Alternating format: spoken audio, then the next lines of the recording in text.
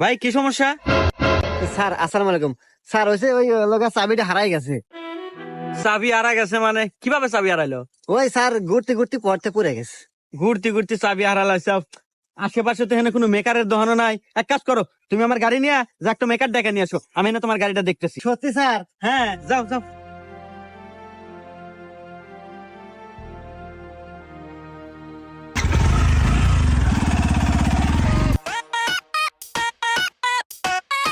Sir একটু ওঠেন, গাড়ি নিয়ে চললাম। চলে যাবো মানে? আরে চাবি কোনে পালো? আরে স্যার আমার গাড়ি, তুই একবার গেছিলাম। তোর গাড়ি মানে? আরে স্যার আমার গাড়ি, এই যে গাড়ি কাট দেন। কাঠ মানে?